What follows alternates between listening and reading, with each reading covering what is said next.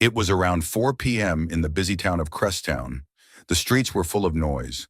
Car horns honking, engines rumbling, and people talking as they moved about. Near Mag and Fair Restaurant, a wealthy man named Abuki walked out after finishing his dinner. He headed toward the parking lot where his shiny black car was parked. As Abuki unlocked the door and got inside, a small black book slipped from his pocket and fell to the ground. He didn't notice. He started the engine and slowly began to reverse out of his parking space. Not far away, a poor trash collector named Lameck was working.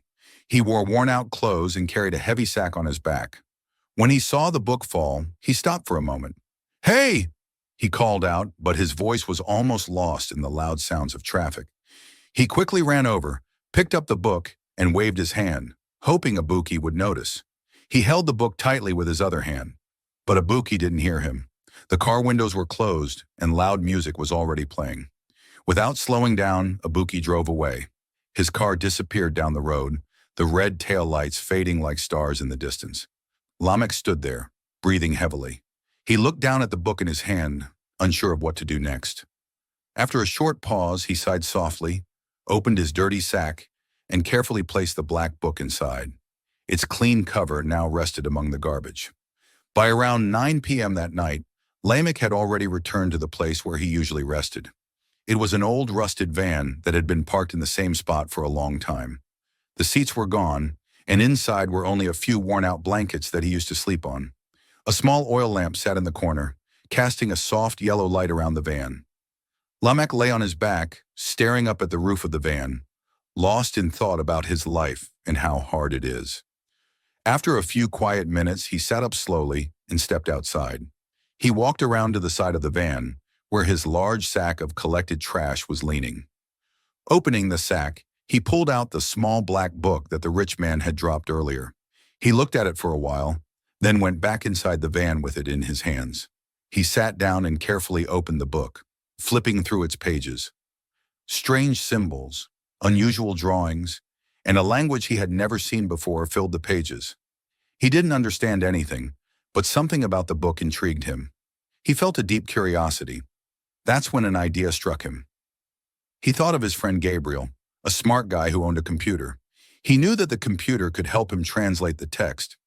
That night, without wasting any time, Lameck made up his mind. He packed the book carefully and set off on foot, heading to Gabriel's house. When Lameck arrived at Gabriel's gate, he knocked twice and waited. A few moments later, he heard the sound of a latch unlocking from inside, and the gate creaked open. It was the security guard stepping out to see who was knocking. As soon as the guard saw Lameck, he rolled his eyes, assuming he was there for garbage. "We don't have any trash right now," the guard said quickly. "Come back tomorrow morning." He turned to head back inside and began to close the gate, but Lameck stopped him with a calm voice. "I didn't come for that." The guard paused and looked at Lameck with clear disrespect. "Oh yeah? Then what do you want?" Is Gabriel around? I want to talk to him." The guard sighed dramatically. "Are you serious right now? At this time of night? Just go back home. Gabriel's already asleep."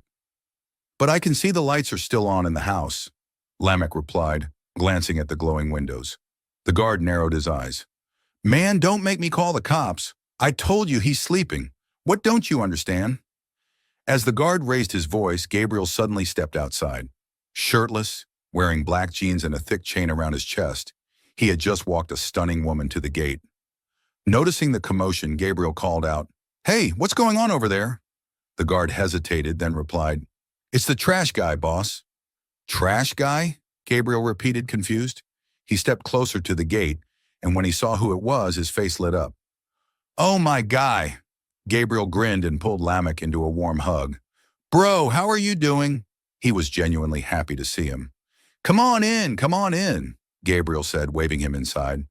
Before they entered the house, Gabriel turned to his guest, gave her a soft kiss on the lips, and whispered goodbye as she left with a smile. Then he returned to Lameck and led him inside. The house was full of music and laughter. Stylish women danced around the living room while drinks were passed around. It felt more like a party than a regular night at home. "I'm actually throwing a party tonight," Gabriel said with a grin. "Good timing. Want a drink?" "No thanks," Lameck replied. I need your help with something." Gabriel raised an eyebrow and let out a small laugh. Let me guess. You need some cash again, huh? Let's get you a drink first. Maybe a few girls to chill with. He reached for Lameck's arm to pull him into the fun, but Lameck stopped him. No, it's not that. It's not about money. I just need to use your computer.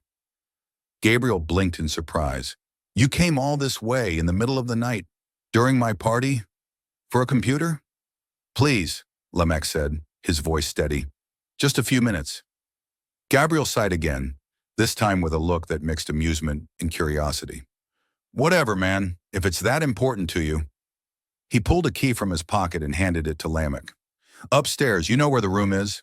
Lameck climbed the stairs quietly until he reached the room. He unlocked the door, stepped inside, and gently closed it behind him. The room was classic, beautifully designed with a touch of luxury, soft lighting, polished wooden floors, and shelves full of books and gadgets. He walked straight to the computer desk and turned the machine on. As it booted up, he took a deep breath and reached into his bag for the mysterious black book. Once the computer was ready, he opened the camera app, held the book up, and took clear pictures of its strange symbols and markings. Then he opened a translation program on the desktop.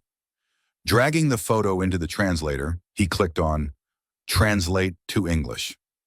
The program began to load, slowly scanning each symbol and converting it into readable text. The room was quiet, except for the low hum of the computer fan. A few seconds later, the translated text appeared on the screen. Lameck leaned in, reading carefully. His eyes moved from line to line, and as the meaning became clearer, his expression changed, from curiosity to confusion, then to fear. The message hidden in the book was unlike anything he had ever seen. Then, without warning, Lameck vanished. He disappeared from the room without a sound, leaving only the faint glow of the computer screen behind. The book was gone too.